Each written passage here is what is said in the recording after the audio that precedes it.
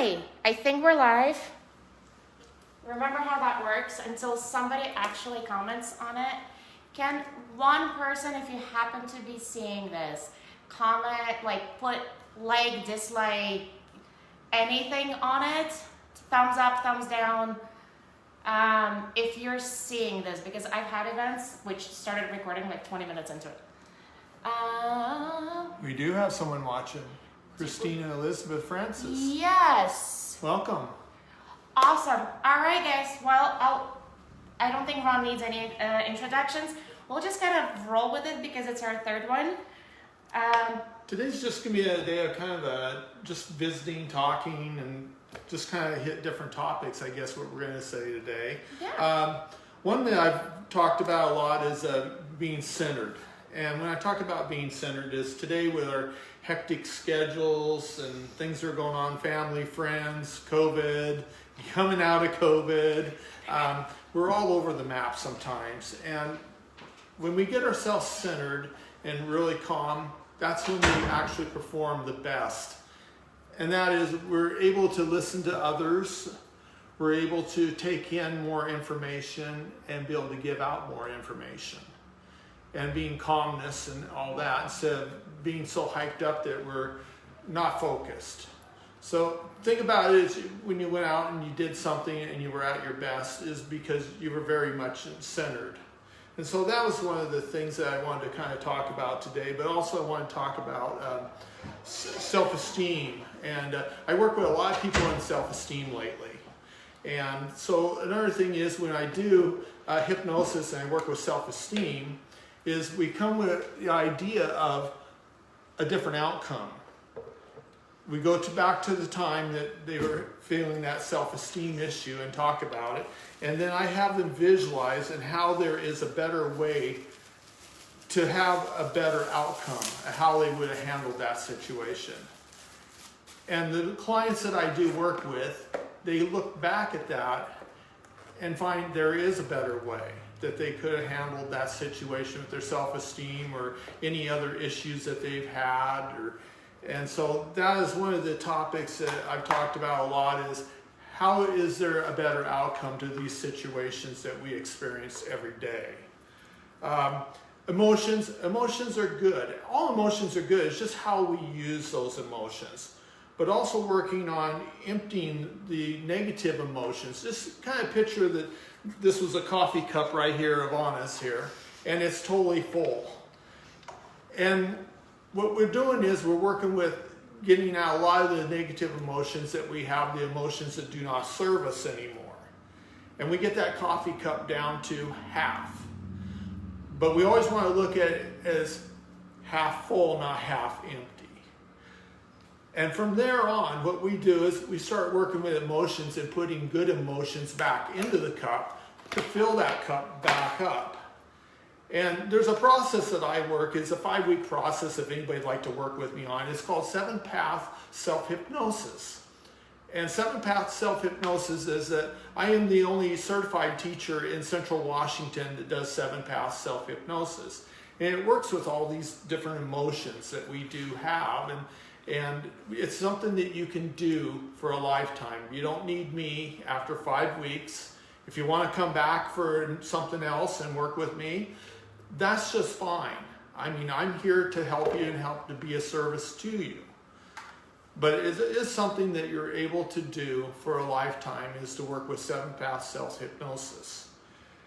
And so what I'm getting at is that it's taking the time to invest in yourself. Because when you invest in yourself, you're investing in your life. And you're investing in your life of others, your family, your friends, your work. Everything is involved, your health. And so it's not like going and saying, well, I have to do this. No, you get to do these things. It's kind of like I spoke at a church one time and I sat there and I says, okay, we came here to worship on this great day. But what do we do when we walk out the door till the next Sunday? Does that make sense? I mean, because it's like that, anything in our life. So we're back to investing in ourselves. Some of the things with 7-Path Self-Hypnosis that I work with is renewing our physical and emotionally and our mental part of us. And knowing that we're lovable just the way we are, because people are starting to think that they're not lovable. They don't love themselves first thing. Start asking yourself if you love yourself. But also, they don't realize that they're lovable just the way they are. And so that's another thing. There's nothing wrong with us. You know, that's the thing. Everybody thinks that there's something always wrong with us. No, there never was anything wrong with us. There's nothing wrong with self-improvement. So working with self-improvement is an excellent way of going about this thing, is because we always want to strive to help others. We want to strive to live a better life. We want to strive to be healthier. Mm-hmm. And we want to take care of that. If you may, I'll chime in on that. The way kind of I look at investing into all areas of your life is, and it is so true, and once you kind of hear the power of that, because a lot of us would get into the state of mind like, oh, I know that I'm like really good, and I know like I'm constantly like working on getting better, like totally, but are you really? Because this was a very hard mirror that I had to point to myself, because a lot of us kind of like, I think we go through stages, and once I realized that unless you're actively working on getting better, you're by default getting worse. So there's like no place of like, oh, I got there. It's kind of like well-being. Oh, I got there. Like, I don't need to work on well-being. Like, it's not a destination. It's not a country. It's not an address. And if you're not working on well-being, you're actively working on bad being. Yes. So there's like no like destination, like I got there, like I got to success. Once again, not an address, not a destination. There isn't a place on the map. It's a journey, and it's not about reaching nirvana. I don't know if you have, I haven't. No. I hope never to. But it's about just actively kind of, and that's how life becomes fun. Are you good? I look at the fun of this whole thing is it is a journey, like Dr. Anna said, it is a journey. And the thing is, it never stops in this time that we're here on this earth, or the planet Earth, or whatever you want to call it.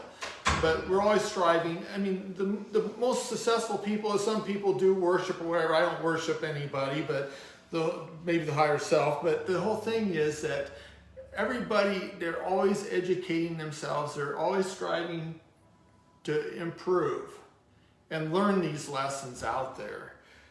Forgiveness is a big thing right now. Forgiveness of others and self. And when I say forgiveness of others, not for what someone may have done something bad to you, or they may have done to someone that hurt somebody. You don't condone for that, but the forgiveness is actually for your own self. And I've experienced this in my own deal. There was people that I didn't think I could forgive, and they've passed on, and somehow I put some forgiveness out there, not for what they did to me or anything, but what the whole thing is, and I never thought myself as a victim. But the thing was, I found that I felt a whole lot better in my self-esteem right there alone. But also, we're so hard on ourselves on forgiveness of what I call the mistake-making me. And the mistake-making me is that we're hard on ourselves, and we're always going back to that, and is to forgive the mistake-making me for whatever it may be, because forgiveness is a big thing, and that also helps with the self-esteem out there. But also knowing that we do have free will. It's not the free will of the country now, what we're talking about, or political. But what we're talking about is we do have free will. We do come into here, and maybe we have, some people say, well, this person was here to be a singer, and that's it. No, they have the free will to do anything. That's why everybody does different things in life, because of free will. It's our choice of that. But also, it's the free will is what is our power to do? I mean, what is our power that we want? And so start taking back our power and saying we have the free will to help others, or the free will to whatever it is. And that's the whole thing about the free will. And I think that one was a really hard one for me personally, because a lot of our upbringing becomes so imprinted on our heads. And I grew up with someone who's always been so hard on herself, and she always had to have perfect house and perfect flowers and perfect arrangement. That was my grandmother, who I love dearly, and she is the one who instilled this love of making a beautiful environment around you. But I think what she also, maybe it's something that I come up with. I'm like, it's not a blaming thing, but I for many years was so hard on myself that like everything had to be absolutely perfect, like perfectly arranged, and unless it is, like it's not good. And then I go through the entire day thinking, oh my God, I look like shit today because like I don't have makeup on and like I don't have my pretty earrings and like, oh my God, there's a stain on my shirt. And like, but that ruined my day. And no one was telling me these things. It was my own delusional doing of, oh my God, like I look like shit today. No one looks like shit anywhere. And once again, if someone smells bad, it's not a problem with them, it's a problem with the fact that they haven't taken a shower. Like, that doesn't make them inherently bad, that just means that they need hygiene practices. That's all there is to it. But we kind of like put these labels on people like, oh my God, I don't like that person, she's so annoying. Or like, do I even know that person? Like, who am I to judge we someone? put tags on people. Yeah. It's like putting a tag on you or putting a tag on me, and that's really... Guys who wear pink shirts, because we can spin it into like, oh my God, I love the fact that he has the balls to wear pink because a lot of men don't. Or we can be like, oh my God, he's so annoying. Look at him wanting to show off in like this pink shirt. This is a shirt that doesn't make him anything. It just means that when he woke up in the morning and he looked in the closet, like that's what stood out to him and that's what he wanted to wear. But we're attached these labels without, and like I run into this even with my friends who I think, I consider them like emotional and spiritually more mature than myself. And I was just having a conversation with her and I couldn't believe that this was actually coming out of her mouth. She's a dear friend of mine, self-made 100%, has 3 kiddos, runs a successful business, like doesn't afraid to get down and dirty, helped me tremendously to create the most amazing event in my life for my daughter, like literally scrubbing toilets for me so my child can, like, she's the most incredible individual I know. Had to overcome a lot of challenges in her life. She is a very, faith is a huge one for her. We've had a lot of interesting discussions because she identifies as a Christian woman. I don't. But we're able to have that conversation very openly. Like it's a hard one for people to have. And then I started talking about Tony Robbins, and she kind of heard of him, but didn't really, like, I have a celebrity crush on Tony Robbins, and I've been following his career for a while. She didn't know much about him, but she like immediately dismissed like, oh no, that guy's an asshole. And I'm like, huh? Like, you know what I mean? And then, but she was open to having a discussion, and I'm like, hold on a second, pause right there. And I don't need to know about him. Like, can we just move on? And I'm like, no, I'm not gonna let you get away with this one. And like, we kind of joked around back and forth, but then I came home and thought about how do I just open up her mind, because she is one of the most open-minded individuals I know. How do I use my communication skills to help open up that discussion? And once I did, she was like, oh my God, I totally had no idea like how amazing this guy is. And I'm like, I told you, there's a reason why I have like a celebrity crush on this guy. Not because he's tall and 7 foot handsome. Because Tony Robbins has been doing a very powerful work. Once again, I don't know him personally. From what I can see from the public view and what I've read about him, I've listened to his interviews, he's someone I look up to dearly. But it was really interesting how like this was immediate dismissal because she didn't know much about him. And I'm like, really? You? Out of all the people? So that's been kind of really interesting. I think how we change sometimes, or how it kind of shifts, is how others react. I've found that with family members at times, is how I change sometimes is how they change, and all of a sudden they start saying, hey, I really want to know what you're doing, or what, you know, I went through this, and the whole thing is, it's interesting because it seemed like, maybe they didn't even really care. They thought, well, this is what you should be doing in life or whatever. And then I find that the change, and I found a great one. Said my father. I don't know if he's watching or not, but my father and I have a Hi, better Dad, if you're relationship. watching. We have a better relationship today, and we've had for a long time. But we sit down, we talk, we have these conversations or whatever that is pretty amazing in a lot of ways, and I look forward to them. But the whole thing is that getting out of our element, but also I remember when I wanted to become a hypnotherapist, and I wanted to go back and coach a little high school tennis because I always wanted to do that and some things, and I started living my own dreams of that. But there were some people who sat there and they said, well, you're not going to do automotive. Well, what are you going to do? And I thought about it, and I'm going, wow, is that all you think that I am? In a way. And I could have looked at that in a lot of different negative ways, but I thought, well, maybe that's just how they see me now. But it's not that I have to prove anything, but maybe they'll take a different look at me later and seeing that how happy I am doing something else. Not that I was not happy doing automotive. It was something that my parents did, but I knew I was wanting to do more in life. And to quit worrying about what everybody else thought. That was the whole thing, is what everybody else thought was really none of my damn business. It was not. It was to live my full life. I mean, it's my movie. I'm the owner or the producer, and I fund my own movies. So the thing is, I can choose the co-stars or the people there, the fill-ins or whatever, but the deal is, living my life to the fullest that I can, and I'm continuing to do that as everybody else is continuing doing it. Are we perfect in this? Absolutely not. But what we do is we keep out here till the wheels fall off, I like to say.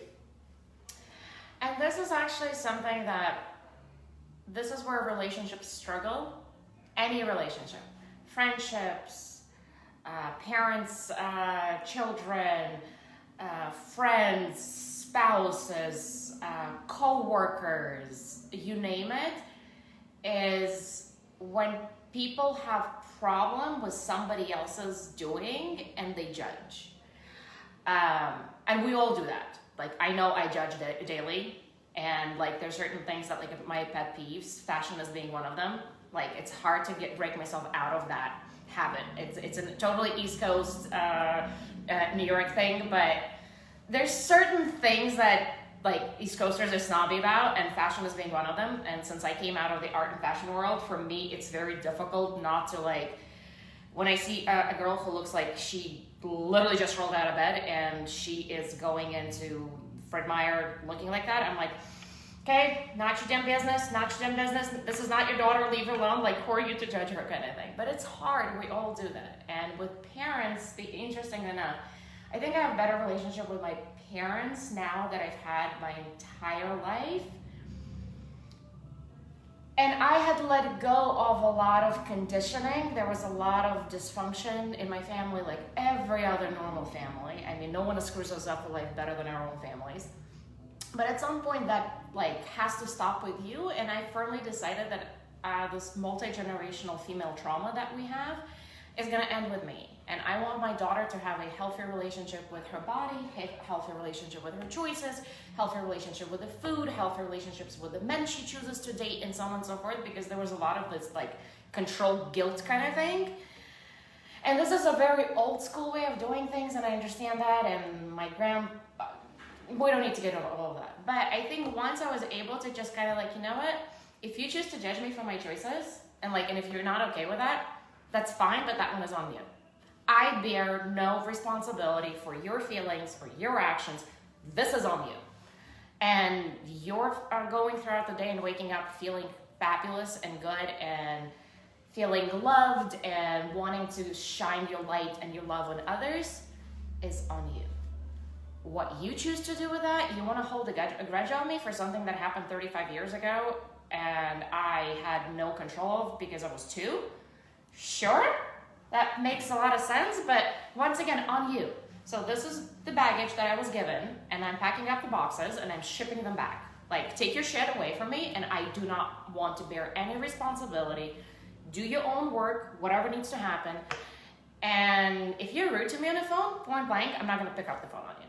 Like, and I've actually been doing that actively, and it's working. Like, people who want to be in my life are getting the message that no, it's not okay to treat me badly. Not because we're blood related, not because we have a long history of going back, not because of anything. Like, if you're rude to me and you're an asshole, like, that's on you. And quite frankly, I bear no resemblance to that. I'm just gonna walk away, and why don't you deal with it? Well, another thing I kind of look at too is everybody does have a bad day, and they really don't mean to take it out on us sometimes, and things happen. But I found that, and I learned this a long time ago, and I'm still learning this process. What I want to say, but sometimes I look at someone and they may be angry or they may not, and that's just where they're at that day, and I don't know what they've been through, and they might not really wanted to take it out on me. I just happened to be the person in the room. You were the dog. You were the dog that got kicked. I might have been the dog or whatever it was, but a lot of times because how I reacted to it also is that say, hey, I will talk another time or this, or kind of work through it. All of a sudden, a lot of times that person reaches back and says, hey, you know what, I was having a bad day. I'm sorry, it had nothing to do with you. And it could be a relationship that you'll have for many, many years of that person, and we didn't know what was going on that day. I mean, I've seen some young people take their lives their last 3 or 4 years, and the whole thing is I don't know what they were thinking. I mean, I couldn't imagine for them to be in that state of thinking, of taking their life, But the thing is, who am I to sit there and judge that? Like some people say, well, they're not going to do this or this and that, and they were on this and everything. We don't know, and that I go back to the benefit of the doubt on that. But also is those that want to take that advance and work with their issues that they have, or they want to advance in their career or the relationships, or working with some self-esteem or anything like that. That's why I chose this profession, was because I care about people. And I had a life-changing experience myself, and I was kind of floundering. I didn't know what I wanted to do, and I didn't want to go back to the automotive. That wasn't quite working for me, and it worked for a lot of years, and I learned a lot. I learned a lot of people skills. I learned a lot about a lot of things. And I wouldn't take it back, but it doesn't feel like it. But the deal is today is that I'm more in tune to this type of work, and it comes easy for me, as it comes easy for you doing what you're doing. You made a big change. That was bold. A lot of people would have just stuck with one thing, and that was your design. It's one of those things. I've been doing a lot of self-reflection since the last session that you and I had done. And I will for sure hit you up for a lot more. I just, the last 2 months, my life was like, whoa. But I feel like it was almost like a test. Like, hey, how much pressure are you going to cave up under? Because literally, like, and what I went through in the last 2 months, personally, professionally, financially, in the good ways and the bad ways. Every day I would wake up and I was just like, all right, we're just gonna approach this. But it honestly felt like there was almost a test, like how much pressure are you gonna cave under? And I was like, because everyone I know who knew what was happening in my life, like to this extent, they're like, how can I help? What can I do for you? And I was just kind of like joking around, and I'm like, you know what? Feed me. Bring me bananas. Like, bring me bushels of bananas, because when my blood sugar tanks, I can't think straight. And other than that, just like stay out of my way, hang out with me if you want to. Like a friend of mine who was helping me putting the event together, she hung out. I mean, like, it took so much work, because I was out there after work at the farm until 10, 11 o'clock at night, 5 days out of the 7. And then I drove home. And yes, there was wine involved and there was alcohol involved and all that. But I mean, at the same time, like, we had done so much work together. And I was so grateful to her family and her husband who allowed me to steal so much of her time, because the time is one thing that she does not have. She's at a point of her career where she has the finances. Like, she's like, how much money do I need to throw in a problem to make it go away? Because I don't want to deal with it. So she has the ability to do that, and she is such a great like community leader in this town, but she doesn't have the time. So for me to be able to steal that much of her time with 3 kids, a business, a farm, a husband, it was like incredible gift. So I was so grateful, and she wasn't able to hang out with me every single night, and I really did not want to piss off her husband, because I still kind of, like, he doesn't give me much of his attention, but he's just him. I'm like, every time I'm like, Nick, is it okay that I'm here? Like, please, like, because I need Michelle. He was, at some point he started laughing. He's like, oh my God. He's like, just leave me alone. He's like, that just made my personality. I'm like, okay. So when I saw him crack a smile at the event, I'm like, oh my God, you're finally smiling at me. I think that was the first one. He's like, Anna, leave me alone. So like, we've made an amazing friends through this event. Well, you broke the ice. Because our husbands hung out together, we cooked a couple of dinners, she came over to my house, our kids played together, our dogs played together. My son shot a first, what is the small bird that runs, it doesn't fly, quail at the property with their 12-year-old son. My daughter taught her youngest to climb 30 foot up in the air on the trees. I mean, it was like this beautiful. And the song that kept coming back, you asked me the question earlier, there's a song by Bon Jovi, and for some reason, every time I think about like that whole 2 months, Bon Jovi has a wonderful song, it was written about 10 years ago, called God Bless This Mess Is Mine, because Bon Jovi went through a lot of shit on the East Coast, like media had put him through the ringer, and finally at some point he was like, you know what? This is me, like it or not, I sell out $5 million concerts, and if some cheap newspaper wants to write some nasty article about how awful I am, So he finally had, and like... But go look at his restaurant that he feeds people that cannot afford to eat. Oh, he's clearly an asshole who like just fell out of bed and became like this super famous rock singer. Like he did not work at all to get there. Like he just like woke up one day and it was just here. I love his music, always have. I've actually listened to his music back when I was in art school, now that I think about it, 17, 18, 19.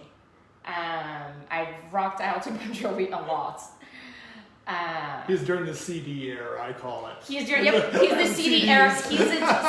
My husband would wildly disagree with me that this is classic rock, but because there's a decade between us, before I met him, I had no idea who AC/DC was. Like, this is just not my music, and he's like, you don't listen to classic rock? I'm like, I do, Bon Jovi. He's like, this is not classic rock. I'm like, well, in my world it is. Yeah, it's classic rock.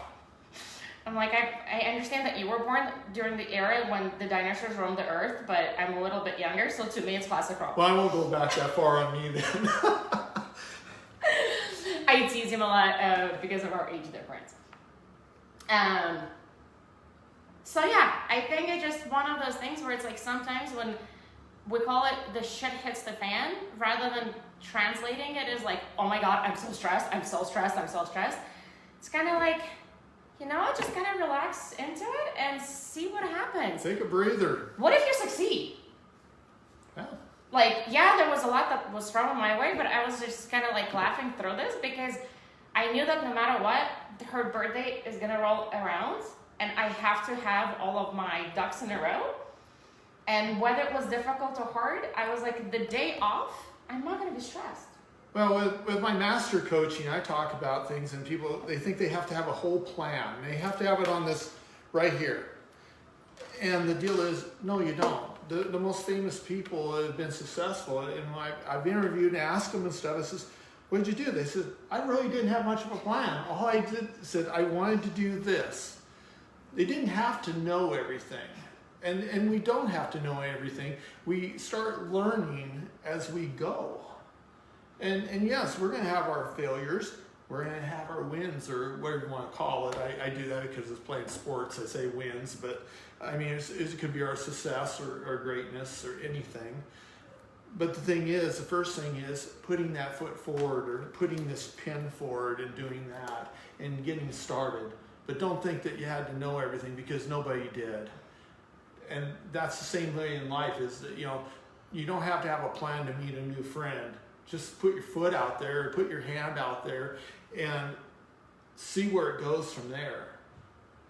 And get started with these things in life is just put your foot out there. The gift that I was born with, and I'm wired that way, so I can't take any credit for that. It wasn't like some epiphany of mine. My entire life since I was a child, and it goes back to like the first memory of myself.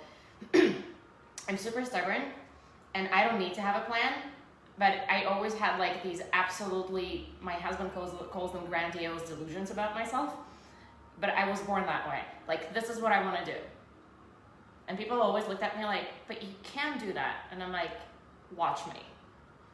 And that's what kind of got me into a lot of trouble, because I'm also very defiant. And if you tell me no, and I'm like dead set on, I'm like, no, this is happening, like the shit is going down, how's that gonna work? Well, give me a second, like I need to figure this out, but this is what I wanna do. No, you can't do that. Yes, I can. You can't cut school. Watch me. Thank God it was before the cell phone era, so they couldn't track me. My kids stand no chances, but like, my grandma knows about 10% of stuff that I did, that I got away with when I was a teenager, and it's better that she doesn't. It's gonna be better for her blood pressure. But that's kind of how I was wired my entire life. Like, I don't need a plan before I try to do something, because what's the worst that's gonna happen? I'm gonna make new friends, have a lot of laughs, make an ass out of myself in front of everyone, and be like, well, that clearly didn't work out the way I planned it, the way I wanted to. But that's kind of how you learn, and if you're just persistent enough, you might actually fall into success. Because we're all so afraid of like so many, the best place to get best ideas is funeral homes and graveyards. Because this is where the best ideas are. But majority of people never act on their impulses because of society, parents, wife, this, and their dreams die. And when dreams die, it's sad.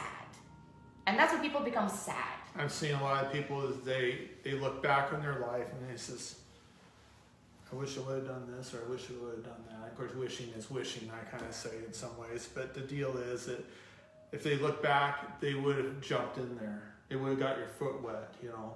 It would have put that foot right in that water and do it. But I always had the philosophy of this, and I used it today earlier, and I says, give me 99 reasons why not to do it, but give me one damn good reason why to do it. And I look at that one. I look at that one. Give me that one good reason. And that's what I find in myself. I says, give me one good reason why I should do this. Become a hypnotherapist or be a master coach or whatever. And I looked back and I'm going, you know, that's all I needed was that one. I didn't need the 99 of all the other garbage. Because I feel like for me, like when people ask me like what possessed you to do that, the answer is because I felt like it. And this is how like I operated my entire life, and this is what makes me so inappropriate. When my grandma was like, how dare you cut school 3 days in a row? You know you can't do that. And I'm like not even sorry about it, and I think this is what like got me into a lot of trouble. I'm pretending to be, but I'm like, I'm really not. And like once you turn around, I'm gonna go and do it again. So as long as my grades were fine, they gave me a lot of shit for it, but like academically, I'm like, I have a 99.9 grade average. You can't really fault me for the fact that I got school 3 days in a row, because my academic average is still almost 100, so yeah, I will do it again. But when you did skip school, was it because you were bored? Were you bored? No, because in Estonia, and actually I've done the same thing in New York, like I would just go wander the streets. Like I was always curious. I'm like, I'd rather go hang out in the old Tallinn and like go to boutiques and go antiquing and go to cemeteries. Like they thought that I was a disturbed child because I got school to go hang out at like a really old cemetery. My grandma was like, what is wrong with it? I'm like, I don't know, like it was cool. It was much better than frickin' city. Yes, I was bored. Yeah, exactly. I was the same way in school. I wasn't a good student. Today I'm a good student, I would be. And it was because I was bored. I was bored with what was going on at that time. Of course, give me something else, I'll study it to no end. I mean, I don't stop. I keep going all the time. Someone says, when you're into something, you're really in, you're all the way. And I said, well, the way I am. This is not for everybody to be that way, but that's just the way I am. I become a student of life, and I was just bored there. So sometimes when people check out or whatever, it's because they are bored, and that's why sometimes they do bad habits also. We say in because medical we're bored. school, like I have always been like a 4.0 GPA just because it comes easy to me. I don't need to like sit there for hours and hours and hours and hours and hours to get a like 4.0 GPA average. And I'm a slacker, so like I'll procrastinate until the very end, and then I'll just bang it out. That's how I work. Medical school, straight C student by choice. I was like, I'd rather sit home with my daughter and drink wine than study an extra 25 pages of biochemistry, because not a single patient had ever asked me, Dr. Elpern, so the first year of medical school, like that second semester biochemistry class, the second out of the 15 that you took, what was your grade on that? Like literally nobody had ever asked. And in medical school, there's a saying, C equals MD. So as long as I pass, like, and as long as I have a board certificate, who the hell cares what grade did I have in the second year of neuroanatomy? I sucked. One of the tests I got was like 24, and it was by choice because I knew that we have 15 tests on Friday, and I like look at it, I'm like, I definitely don't have enough time. Which one of these tests can I fail and still like not flunk out? And that was, I'm like, okay, this is only 5% of my grade. I'll guess on every single question. And that's what it was. Yeah. If I don't know the answer to, that's like my old C for Charlotte. If it's a multiple choice, A, B, C, D. And if I literally read the question, I'm like, I have no effing clue. C for Charlotte. That's it. And I just move on. C. And I think I just opened up the questions, like, scan it, C. Let's see what happens. 24 out of 100. Hey. I had about 25% chance of guessing out of all those questions. I hit the average statistics, actually. My professor was furious with me. He did not like that at all. Like, he thought I was a slacker. He told me that people like me actually, he was the one who told me in his office, people like you don't graduate from medical school, and people like you will be killing people as a doctor because you're such a horrible student. I'm like, has anybody died yet?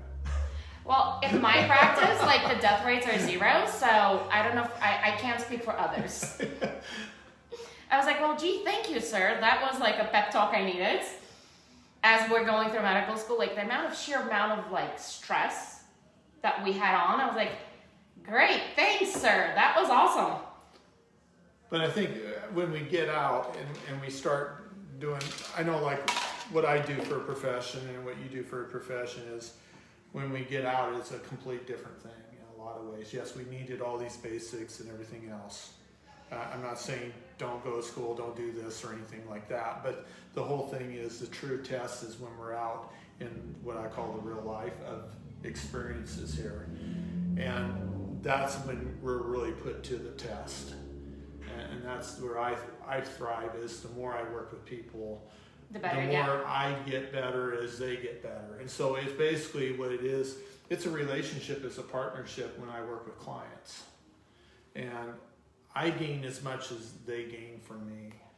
And sometimes I think I gain more from them than they did me. I almost wonder sometimes, but they come back and say, well, hey, I want to really thank you for helping me and stuff like that. And I really appreciate that. But it is a learning process. It's called an even exchange of energy, I like to say. Mm-hmm. It is really interesting that Ron is saying that, like, as I become more experienced working as an attending per se, because like once I finished medical school, I was like, in residency, it's kind of like, I don't need anyone's permission to order an MRI in a patient. And once, it's a difficult transition to make in the first year and a half. Yeah, I was confident in my skills, but it's also like, it's a difficult transition. But interesting that you said that, because my patients teach me how to be a better doctor every day, because I don't have all the answers. Contrary to the popular belief that doctors kind of have the answers to everything, I'm not a walking, talking encyclopedia, and no, I don't have all of the medications memorized in my head. I have an app for that. But being a good doctor is not about attaching the right diagnosis to the right medication. It's about what's really going on with you? Like, why are you sad? How do I help you stop being sad? Because emotional well-being is the foundation of all health, of everything that you deal with and I deal with. We both see it. We literally talk for a living about, I hear other people complaining to me for 9 hours a day, like why they feel the way they feel. And if you're able to shift for another person to their understanding that most of what you're dealing with, yes, there's a physiological manifestation, but it's here. Well, in my profession, I do consultations first, and I do free consultations, and I know that if we're a good fit or we're not, and they know also. And then we proceed from there. And if we don't feel that we're a good fit, the client and I don't feel we're a good fit, or one of us doesn't. What's the point?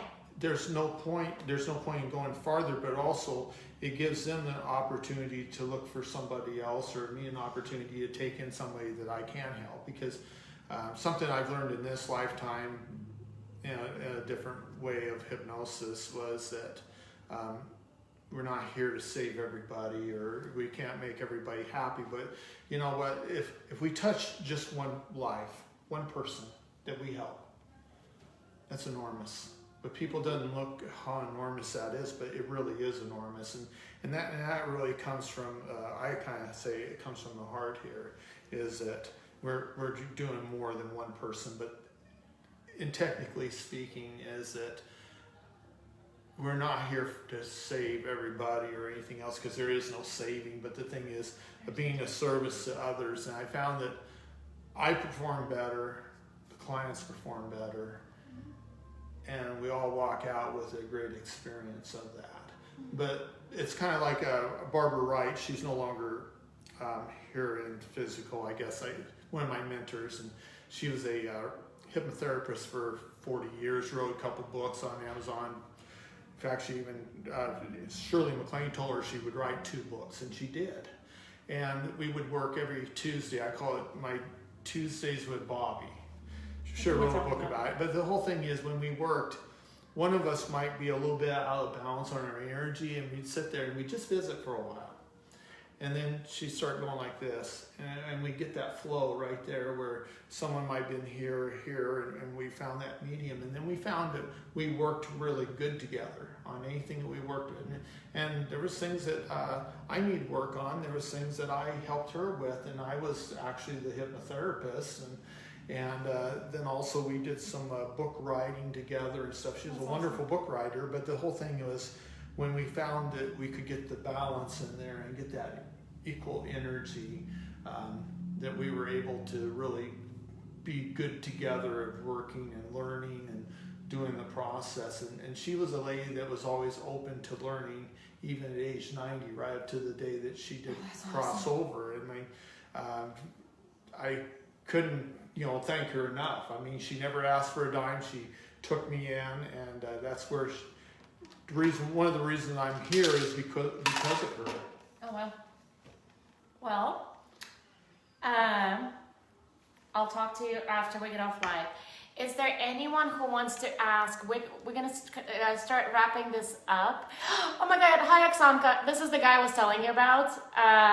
So if you can, I would love to spend 4th of July with you. Anyone who has a last minute question, because I have to go back to seeing patients and I still want to chat with Ron a little bit, I'll kind of open it up for questions. We'll do another one of this approximately a month from now. So kind of look for those announcements and events. If you guys want to see it. I don't see any last minute questions. Do you have anything to add? I really don't today. I think we've covered a lot of information, and you can always get a hold of Ron or I. You can get a hold of me on Facebook at Ron Nels. My phone number also is 509-910-8972, or like I say, get a hold of through Anna, and we're just glad to be a service here and coming once a month to you and talking, and I hope that you enjoy our little Facebook Live we have once a month. So Ron is based out of Yakima. He works out of his home, correct? I work out of my house. It's very private there. You can also use clinic to come here. I have a beautiful, well-lit space, which is very safe.